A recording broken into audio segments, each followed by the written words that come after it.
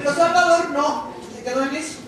Él no se aguantó, no resistió la derrota y decidió dar la contraparte a eso y hacer de su casa una película experimental en 16 milímetros, una cámara doble de cuerda con una lentilla de acercamiento con más tinte y hecha, la hizo en francés, aparentemente muy no, la hizo porque era para un concurso en Francia, en francés.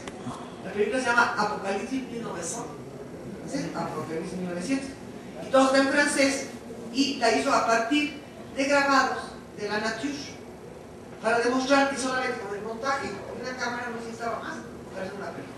Y claro, resultó a la larga más interesante, yo creo inclusive que lo pudieron haber hecho José Luis, la Bruja González de León y Salvador, co-dirigiendo a Guerra Roel. Y bueno, para terminar el cine, entonces Salvador hizo un cuento que se llama, ya para terminar el cine, Nada Volverá. Hicieron Juan Guerrero con Quique Félix y Víctor Bonilla, en la que pobrecito Salvador, cuando le dijeron, ¿qué le parece la película? Dice, no, pues ojalá se muera el director, el pobre director se murió, digo, no hay derecho, pobre, le dio sida al pobre.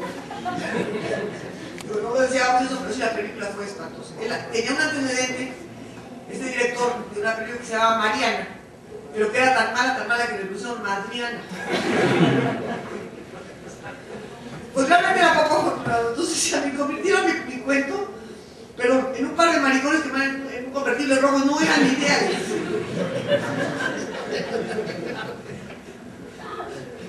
En fin, ahí acabó la anécdota. Pero quiero decir con esto que el cine lo que fructificó en sus vocaciones fue utilizar el principio del montaje literariamente. Lo que se hace es un acierto en ello, un encuentro en la forma de narrar. Él mismo no explica, cuando está diciendo que su mejor libro es Él sí no sí, pero para ver marca que los jóvenes están aquí saben, pues una pauta en la forma de afrontar un texto y de narrarlo mediante la confrontación de varias imágenes que producen el montaje. O sea que el montaje lo aplicó a la literatura.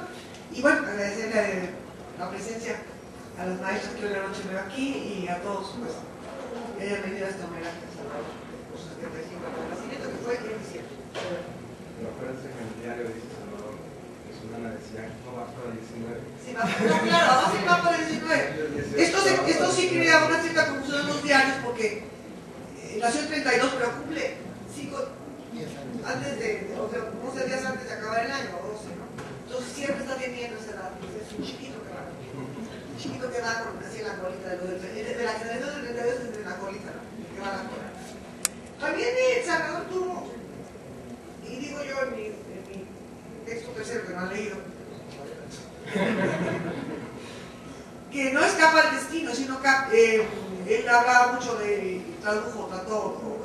miraba mucho el poema de Mallarmé, Un golpe de dado, jamás abolirá el azar.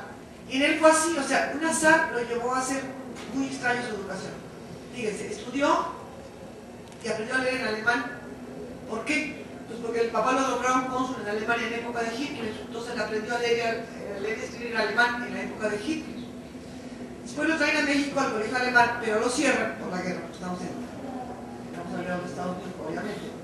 Y entonces lo meten al Instituto México, en donde le ponen un maestro que habla español y dice, papá, no entiendo nada, absolutamente nada, entonces ya lo cambiaron como que hablaba español mexicano. Y estando en quinto de primaria, los padres se divorcian, como lo saben, y deciden deshacerse del chamaco y lo mandan en quinto año de primaria a Elsinore. No, a Elsinore, donde es un chiquito, ahí está la foto que, ¿cómo sí? Es un niño, tiene, no, tiene 11 años. Igual, acaba de cumplir los 12, pero está ahí. Después, entonces viene el gran problema de la revalidación, porque en México nunca se puede revalidar. Entonces, regresa a México, nada, es imposible. Entonces regresa a México con la secundaria terminada y le dice que nada, entonces tiene que irse un año a prueba internado, a donde se regulariza y hace la secundaria. Entonces el papá decide que no, que lo meten al Vives y está muy contento, lo sacan del Vives y lo mandan a Ottawa a estudiar a Canadá, a la comunidad francesa, donde nunca aprendió francés porque dice que era imposible la pronunciación francesa, imposible aprendió francés hasta que fue a París. Entonces de ahí, bueno, todos esos cambios brutales. Luego llega aquí desde pintor, entonces completamente diferente. Luego va a Europa, estudia Perugia, va al cine, o sea, recorre muchos. Y siempre dice en su diario, de esa época, no, yo no soy escritor, nunca seré escritor, soy un fracaso. No son las cosas. Bueno, entonces, fue no escapó el azar, bueno, quiero decir, a una extraña educación. Y el inglés lo adquirió a una edad en la que era notable, porque me dijo un gringo, él no tenía acento al hablar, no tenía acento mexicano cuando hablaba en inglés, lo hablaba como una segunda madre, porque una segunda lengua, porque pues tenía 11 años y estuvo 3 años ahí con ellos, entonces tuvo que darse a entender y a leer en inglés. Leía todo siempre en idioma original, y creo que pues la riqueza de su lenguaje que él usa para su literatura, pues es debido también a esta multiplicidad o multidisciplina que tuvo él en tantas ambientes y escuelas. Muchas gracias.